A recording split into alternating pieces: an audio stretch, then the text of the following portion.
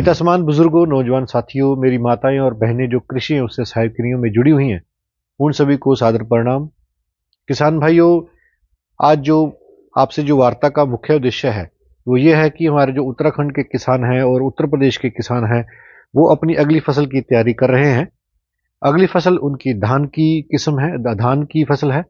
अगर धान की बात करते हैं तो वो धान में बासमती सेगमेंट की बात की जाती है। उसमें शॉर्ट ड्यूरेशन वैरायटीज 90 दिन की अवधि की जो किस्में हैं, उनका पनीरी डालने का काम, नर्सरी की बिजाई का काम लगातार शीर्ष पर है।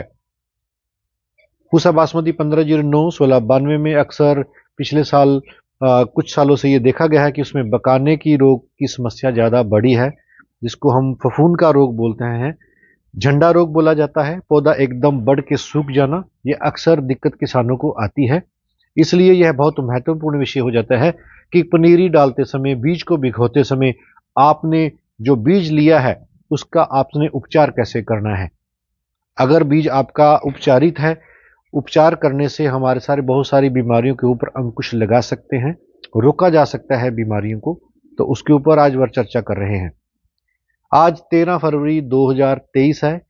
1 एकड़ का बीज हम आज भिगो रहे हैं। जो हमने प्याज की नर्सरी लगाई थी, वो खेत खाली हो गया। वहां पर धान की नर्सरी के लिए आज बीज को भिगोया जा रहा है। बीज को भिगोते समय यह महत्वपूर्ण विषय हो जाता है कि आपने सीड को, बीज का उपचार कैसे करना है। हमारे पास एक फफूंदनाशक दवाई आती है जिसको हम कार्बडिज्म बोलते हैं, जैसा कि आप वीडियो में देख रहे हैं। कार्बडिज्म मैनकोजेब, ये कार्बडिज्म जो प्लेन आता है, आपने मैनकोजेब का चुनाव नहीं करना है। सिर्फ कार्बडिज्म 46% जो आती है लिक्विड फॉर्मुलेशन में, उसका आपने चुनाव करना है। मैं आप देख भी रहे हैं, ये जो दवाई है ये सल्फर मिल लिमिटेड हमारे देश की बहुत ही प्रतिष्ठित कंपनी है जो इसको मैन्युफैक्चर करती है। पर्ल के नाम से ये मार्केट में उपलब्ध रहती है। आपने इसके साथ, ये लिक्विड फॉर्मुलेशन ऐसी फॉर्मुलेशन में आती है, आपने 1 से 2 ml एक किलो बीज में आपने लगाना है। पानी में इस दवाई को पहले डिल्यूट कर लेना है, घोल लेना है। घोल बनाने के उपरांत आपने उसमें अपना जो बीज है, जो आपका घर का बीज है, वो चाहे ले रखा है, चाहे आपने बाजार से बीज लिया है, उसको आपने भिगोना है।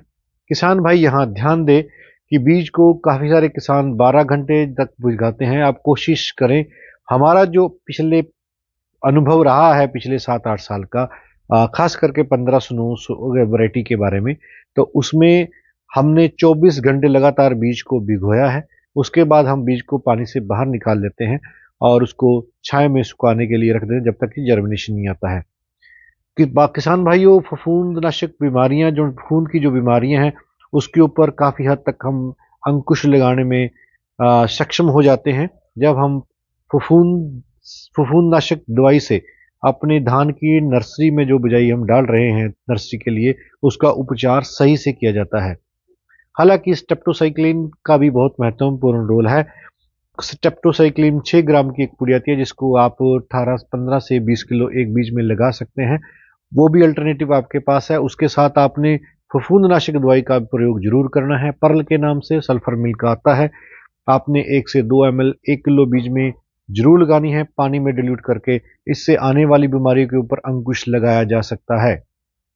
काफ़ी हद तक हमारी जो फफूंद की बीमारी है उसको हम रोक सकते हैं।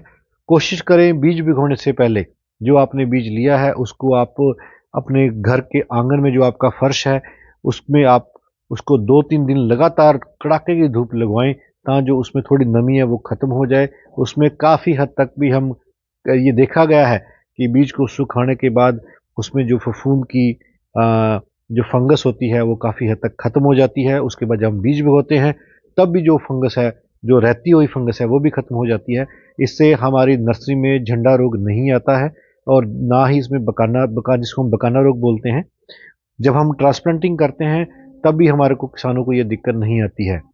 ऐसा देखा गया है कि जब किसान की नर्सरी में बकाना रोग आ जाता है, पौधे बढ़ जाते हैं, किसान कई बार उसको ट्रांसप्लांटिंग करता है।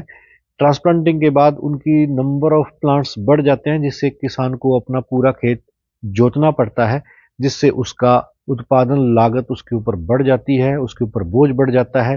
क्योंकि धान के 1 एकड़ को तैयार करने में, उसकी रुपाई करने में 10,000 के आसपास खर्चा आता है।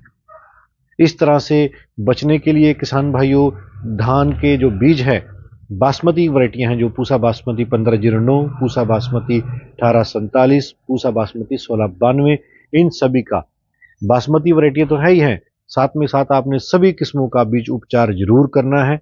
स्टेप्टोसाइक्लिन प्लस कार्बनिज्म के साथ आपने कोशिश करें पाउडर फॉर्म ना लेकर आपने लिक्विड फॉर्मुलेशन, ऐसी फॉर्मुलेशन में दवाई का प्रयोग करना है, जो कि हमारे बहुत ही महत्वपूर्ण, ये हमारा अपना अनुभव है 7 साल का, 7 साल से हम इस दवाई का प्रयोग कर रहे हैं और हमारे को कोई भी बकाने की, ना हमारी नर्सरी में बकाने की समस्या आती है और ना ही हमारे पास उसमें जब खेत में रोपाई होती है तब कोई समस्या आती है।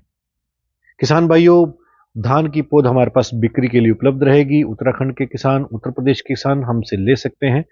और इसके साथ धान की बिजाई कैसे करनी है, धान की जो नर्सरी है उसकी बिजाई करनी कैसे करनी है, वो भी हम आपके साथ बातचीत साझा करेंगे। उसी के साथ वार्ता को विराम देता हूं। जय जवान जय किसान।